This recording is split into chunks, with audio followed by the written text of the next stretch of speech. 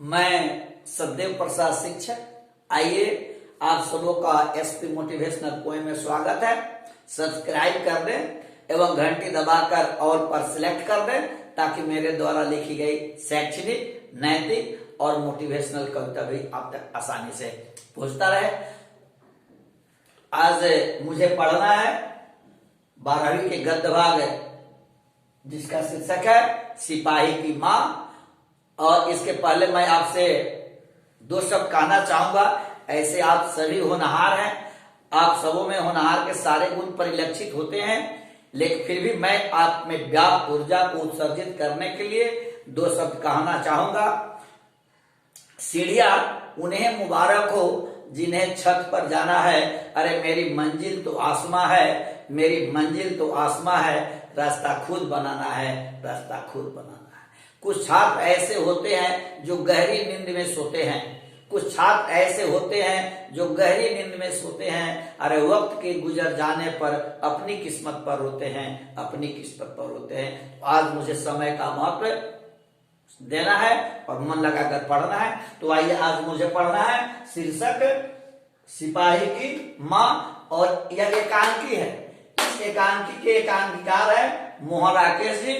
इनकी जीवनी को मैं बता दूं। मोहन राकेश जी का जन्म 8 जनवरी 1925 ईस्वी को अमृतसर पंजाब में हुआ था और इनके बचपन का नाम मोहन मदन गुगलानी था। और बचपन से ही समाज के प्रति या यूं कहा जाए समाज में जो खाइया है, समाज में जो बुराइयां है, समाज में जो भेदभाव है, उस पर इन्होंने शुरू से ही प्रकाश डालने का काम किया है। अर्थात इनमें मोहन राकेश जी में बचपन से ही, शुरू से ही इंसानियत, मानवता के सारे गुण इनमें व्याप्त हैं। इसलिए आजकल जो व्यक्ति समाज की चिंता से चिंतित है, समाज के दुख से दुखी है, वह ही व्यक्ति सच में इंसान है, क्योंकि उसके अंतर्गत मानवता है। यदि आदमी शरीर से कोई मानव नहीं होता, यदि व्यक्ति में इंसानियत नहीं है, मानवता नहीं है, शिष्टता नहीं है, शालीनता नहीं है, वो अनुशासन प्रिय नहीं है, तो वैसे व्यक्ति का कोई मोल नहीं है। आइए तो यह इन तमाम खासियतों से मोहन राकेश जी का जीवन परिपूर्ण है। आइए इन्होंने जो समाज की खाइयों पर, समाज की बुराइयों पर, सामाजिक कमियों पर जो प्रकाश डाला है वह इस माध्यम से स्पष्ट हो जाता है। तो आज हम पढ़ेंगे कि सिपाही की माँ शीर्षक है आपकी। इसका सिपाही है, उसका नाम मानक है और मानक की माँ बिस्नी है और मुन्नी मानक की बहन है। इसके संबंध में आपसे पूछेगा कि मानक कौन है, तो हम लिखेंगे कि मानक सिपाही की माँ शीर्षक का नायक है जो बिस्नी का बेटा है और मुन्नी का भाई है। आपसे यह भी पूछेगा मुन्नी कौन है, तो मैं लिखूंगा कि वह बिस्नी की बेटी है और मानक की बहन है। और जब मुन्नी की आयु 14 वर्ष की हो जाती है तो माँ के मानस पटल में यह बात तूफान की तरह घूमने लगती है, बवंडर की तरह घूमने लगती है कि आखिर बेटी की शादी कैसे होगी, क्योंकि उसकी आयु अब 14 वर्ष की हो गई है। इसलिए माँ काफी चिंतित है। माँ के पास अर्थात देव कहा जाए बिस्नी के पास एकलौता बेटा है, उसका नाम है मानक। लेकिन मजबूरी है, वह बिस्नी नहीं चाहती है कि मेरा बेटा जाए, लेकिन वह उसके साथ व्यवस्था है, उसके साथ मजबूरियां है, क्योंकि बेटी की शादी करनी है। और समाज में ऐसे लोग हैं ना, समाज में ऐसे लोग हैं जो ऐसे दहेज लोभी लोग हैं जो बेटी कितनी भी सुंदर क्यों ना हो, वो गुने की खान तो होती है, वो बेटी स्वयं लक्ष्मी होती है, जिस घर को जाते हैं उस घर को स्वर्ग बना देती है। लेकिन हमारे समाज में वैसी बेटियों की शादी नहीं हो पाती है। सारे गुण से परिपूर्ण है, सारे लक्षण है, लेकिन उसके पास, उस लड़की के माता पिता के पास पैसे नहीं है, तो उस लड़की की शादी अच्छे घर में नहीं हो पाती है। इसी पर इन्होंने इस शीर्षक के माध्यम से मोहन राकेश जी ने समाज में जो खामियां हैं वैसे लोगों पर जो दहेज लोभी है, दहेज के लालची है, उस पर इन्होंने तंज कसने का काम किया है। और यह जो विष्णु है, जो मानव की माँ है, मुन्नी की शादी की वजह से पैसे की पूर्ति के लिए ही वह अपने बेटे मानव को द्वितीय विश्व युद्ध में, लड़ाई में सिपाही के रूप में भेज देती है। और आपसे पूछेगा कि यह शीर्षक और यह शीर्षक अंडे के छिलके से ली गई है। आपसे यहाँ दो बातें पूछ सकता है। अगर आपसे पूछे कि मानव किस युद्ध में गया, तो हम लिखेंगे मानव द्वितीय विश्व युद्ध में इंग्लैंड की ओर से गया। लेकिन एक शब्द आप भी याद रखेंगे आने वाले दिन के लिए कि द्वितीय विश्व युद्ध की शुरुआत कब हुई, तो 5 सितंबर 1939 ईस्वी को। तो यह जो मानव गया वह युद्ध की बात पूछे प्रश्न, तो लिखेंगे द्वितीय विश्व युद्ध में। और आपसे पूछे किस लड़ाई में गया, तो हमको यह याद रखना है कि वह बर्मा की लड़ाई में गया था। और यह शीर्षक किससे लिया गया है, अंडे के छिलके से ली गई है। मोहन राकेश ये कुछ कृतियां हैं जो इस प्रकार है। तो आइए अब हम एक एक करके प्रश्नों का उत्तर बताएंगे। लेकिन एक बात, शीर्षक में और एकांकिका का बड़ा गहरा संबंध है, इसलिए हमेशा पूछेगा आपसे कि सिपाही की मां के एकांकिकार कौन है, तो मोहन राकेश है। और आपसे ये भी पूछेगा मोहन राकेश के द्वारा कौन सी एकांकी लिखी गई है, तो हमको लिखना है सिपाही की मां। आइए एक एक करके प्रश्नों का उत्तर बतलाते हैं। विष्णु और मुन्नी डाकिये की राह क्यों देखते हैं? हमने कहा ना, मानव की मां कौन है, विष्णु है, और उसकी बहन कौन है, मुन्नी है। तो जब मानव जो सिपाही है, जब मानव युद्ध में जाने लगा था, तो वो अपने घर अपनी मां के पास एक चिट्ठी लिखा था कि मां, मैं बर्मा की लड़ाई में इंग्लैंड की ओर से जा रहा। तो कोई मां यही चाहती है, मां तो ममता की सागर होती है, दया का सागर होती है। कोई मां यह नहीं चाहती कि मेरे बेटे के साथ कोई अनिष्ट हो जाए, कोई बहन नहीं चाहती कि मेरे भाई के साथ अनिष्ट हो जाए। इसलिए वह बर्मा की लड़ाई पहले मानव लिख चुका था कि मैं बर्मा की लड़ाई में जा रहा हूं, इसलिए मां हमेशा चिंतित रहती थी। इसलिए हमेशा वह डाकी की प्रतीक्षा करती थी कि काश मेरे बेटे की यह चिट्ठी आ जाए कि मेरा बेटा सही सलामत है, मेरा बेटा ठीक है। वो हमेशा अंदर से सशंकित रहती थी, क्योंकि युद्ध में जाने की बात थी। इसलिए स्वाभाविक है, जब कोई बेटा, भले देश की शान है, देश की जान है, जवान देश की पहचान है, लेकिन जब कोई बेटा युद्ध में जाता है तो मां हमेशा उसकी चिट्ठी की प्रतीक्षा करती रहती है, उसकी मां खबरों की जानकारी लेती रहती है। इसीलिए क्योंकि मां का दिल अलग ही होता है। बच्चों को कुछ होता तो घर का सब कोई रोता, बच्चों को कुछ होता तो घर का सब कोई रोता, पर मां का रोना औरों से निश्चित अंतर होता, निश्चित अंतर होता। बड़े दर्द से पाला करती, जानती पूरी दुनिया ही, बड़े दर्द से पाला करती, जानती पूरी दुनिया ही। अरे सीता सावित्री राम कृष्ण को पाला किसी माँ ने ही, पाला किसी माँ ने ही। तो आइए अगला प्रश्न है कि विष्णु अपने पुत्र मानव को लड़ाई में क्यों भेजती है? विष्णु अपने पुत्र मानव को लड़ाई में क्यों भेजती है? तो मुन्नी की आयु 14 वर्ष हो गई है, मुन्नी की उम्र शादी की हो गई है, अब घर में पैसे की कोई व्यवस्था नहीं है, घर आर्थिक तबाही से सफर कर रहा है, परिवार मजबूरियों से गुजर कर रहा है। इसलिए मां सोचती है कि बेटी की भी शादी जरूरी है, बेटी की शादी जरूरी है। अगर आदमी धन से नहीं जाना जाता, आदमी धन से नहीं जाना जाता, खासियतों से जाना जाता है। आदमी के पास बहुत कुछ हो, बहुत धनी हो, फैक्ट्री वाला हो, पूंजीपति हो, लेकिन उसके कोई अगर व्यक्ति है जिसकी बेटी की शादी समय पर ना हो, तो उसे कोई भी व्यक्ति बेहतर नहीं कहता है।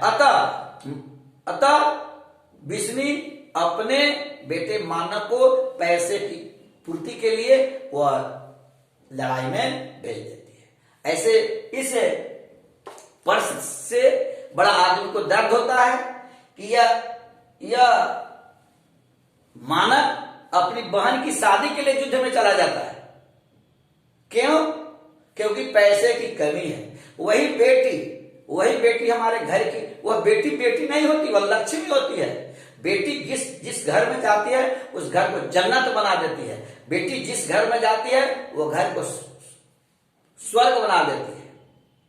जैसा कि कहा भी जाता है, हम लोग कहते भी हैं, जिस घर में तुलसी हो उस घर में बीमारी आ नहीं सकती। जिस घर में तुलसी हो उस घर में बीमारी आ नहीं सकती, और जिस घर में बेटी हो उस घर की खुशहाली कभी जा नहीं सकती, कभी जा नहीं सकती। वह शहर और नगर क्या जहां पार्क और फुलवारी न हो, अरे वह आंगन क्या जहां बेटियों की किलकारी न हो। तो आइए दूसरा प्रश्न है, बिस्नी में किसी भी सिपाही की मां को ढूंढा जा सकता है। बिस्नी कौन है? मानव की मां है। बिस्नी में किसी भी सिपाही की मां को ढूंढा जा सकता है, कैसे?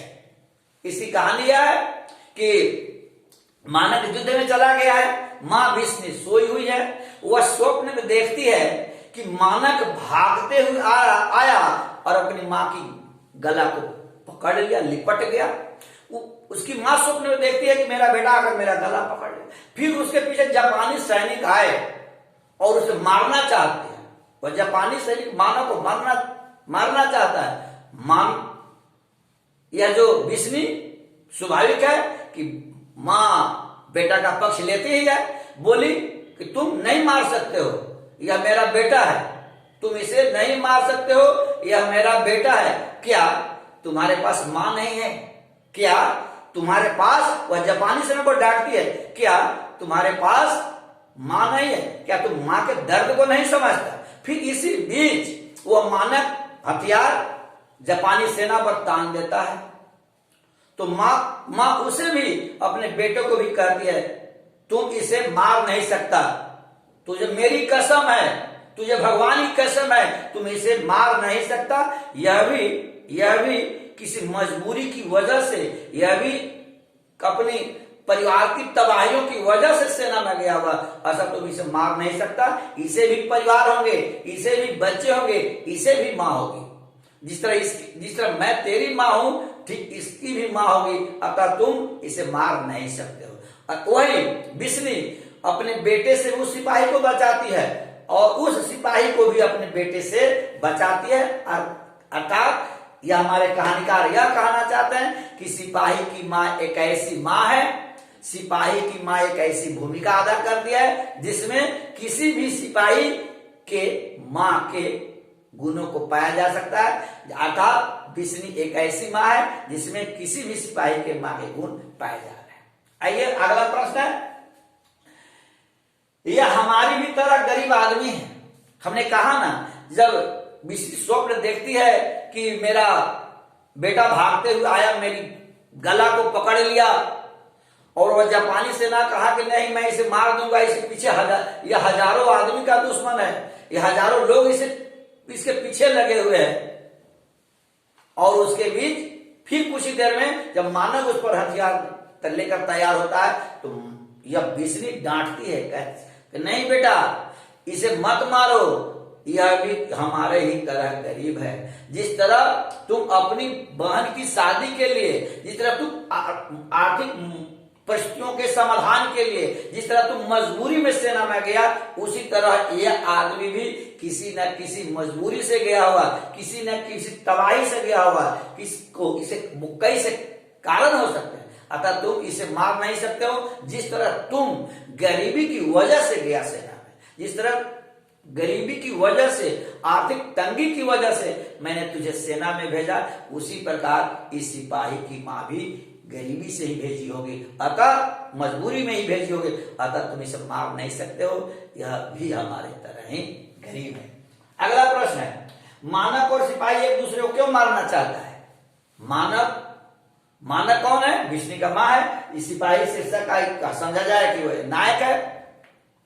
तो स्वाभाविक है, एक तरफ सेना जापान की है और इधर बर्मा की लड़ाई में गया है, तो एक सेना दूसरे सेना को मारना चाहती है।